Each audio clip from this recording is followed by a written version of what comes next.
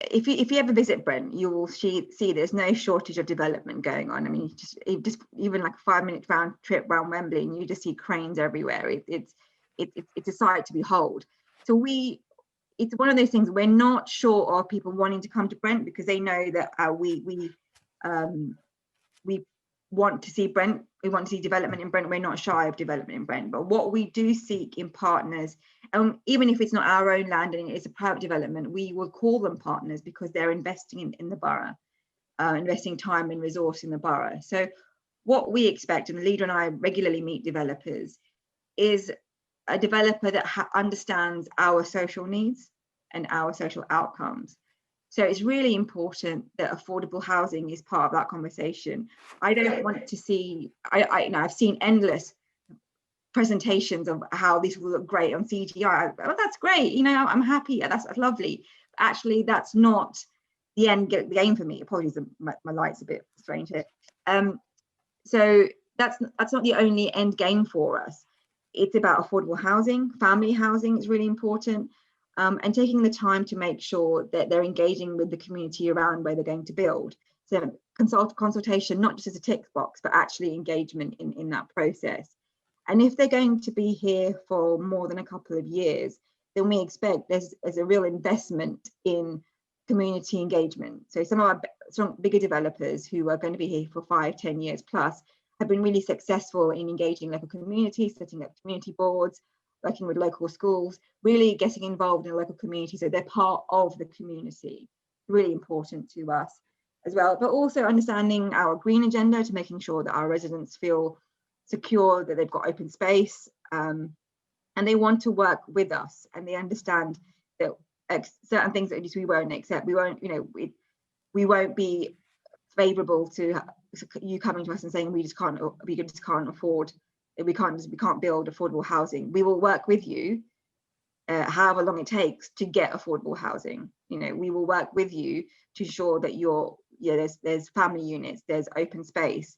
We're not shy of that hard work, and our regen teams and our planning teams will work with you on that.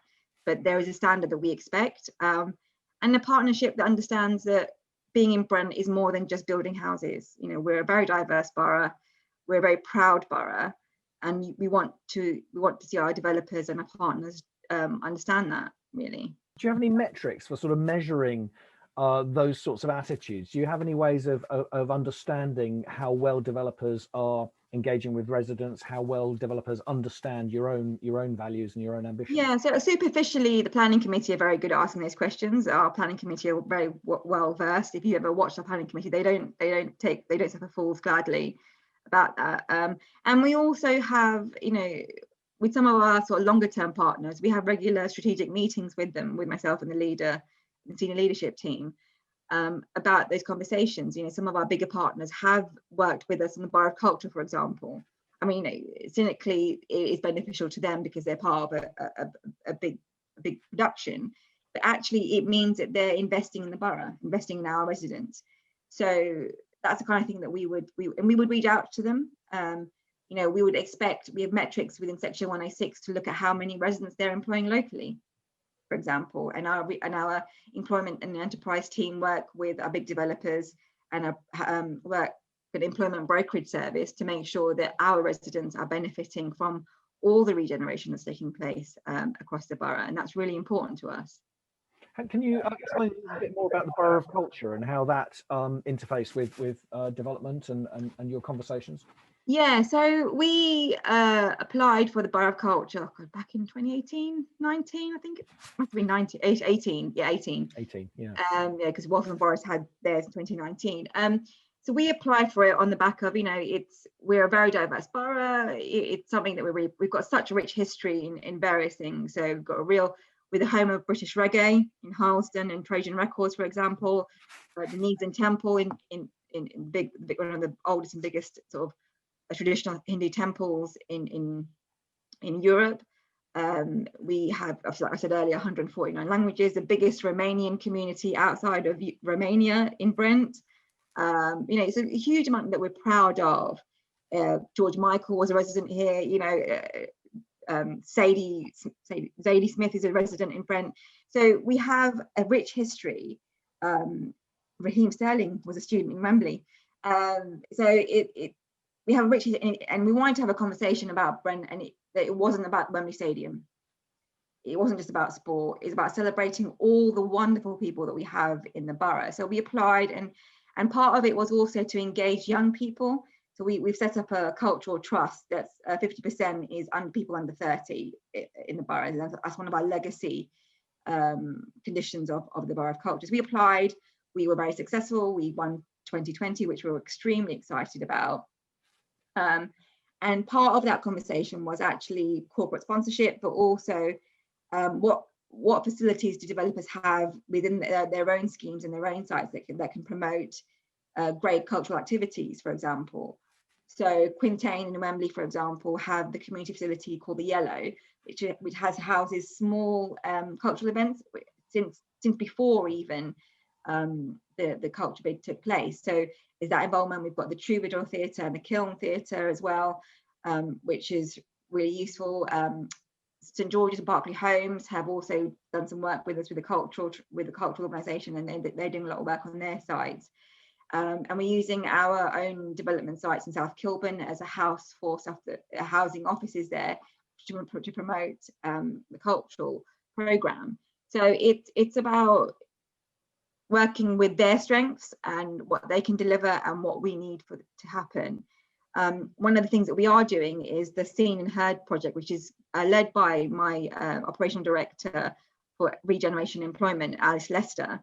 And she's been working with Quintain particularly, but also our young people, called the Seen and Heard project, which is talking about how young people feel quite left out in the whole planning process of spaces being designed without them in mind. So part of the Seen and Heard project is that Quintain will give part of their park or open land space for young people to design about what is it they want from development and from open space and new development coming forward, as a charter that's going to be produced from Young People's Charter about what they want to see in development coming forward. That's one of the things that we're working on at the moment. It's a great project, a little bit put on hold because of COVID, but we're looking to kind of bring that forward a lot more in 2021.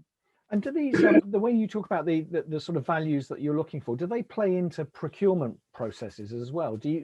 Are they institutionalized in that way? Yes, so we've had the standard procurement policy over the years about, a certain percentage of Brent businesses being able to access Brent contracts and so on.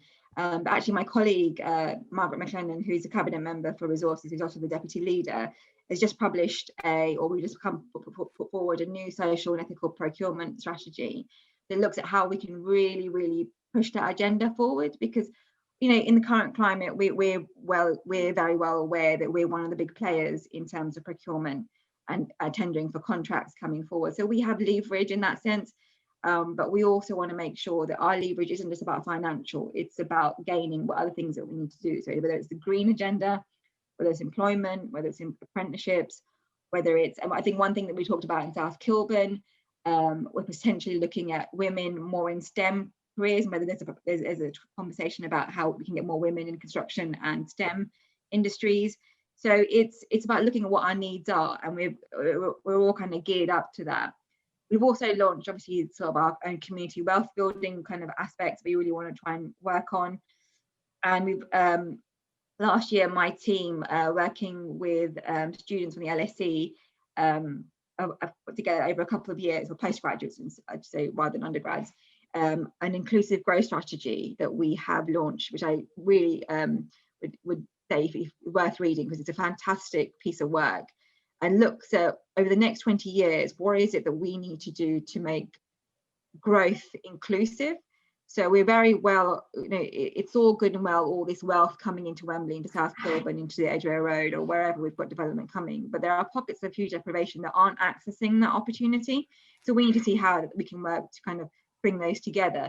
We've got the OPDC, which borders the borough. So it's really looking at how we can become much more inclusive, about which groups of people need support. But it's things like, part of that inclusive growth strategy, we were looking at, if there is no intervention, 20 years time, London and the South East will have a huge water shortage. So what is it that we need to do in terms of our own sustainability and policies to enable that not to be a huge issue? So famine weirdly in drought is something that's a real thing that we have to kind of contemplate for the next 20 years. And also we've got programs to help specific cohorts. So we've got a program called Moving On Up that my colleague Tom Stephen oversees in employment, is Moving On Up, which is about supporting young Black men particularly into an employment, so supporting them with skills that they might need to get into meaningful and constructive employment, and it's working really well. So it's been about a year and a half that's been launched, and we're really looking at targeting specific needs about what we can do. And plenty of ways for developers and interested investors to get engaged with programs that you're rolling out there. Yeah. I should also point out that what we're also very keen on, and we've just recently launched my team have recently launched an affordable workspace strategy, and we're about to launch a meanwhile space strategy. So looking at how we can revitalize town centres and high streets with meanwhile and affordable workspace usage, but also maybe securing things through planning agreements. But we regularly speak to developers, because obviously some developers will come to us with sites with industrial or employment policies that need to be addressed. And we often work with our regen team with them. We get them to work with our regen team to address those, about how we can get either agencies involved to help manage those sites, or what is it that we're looking for there.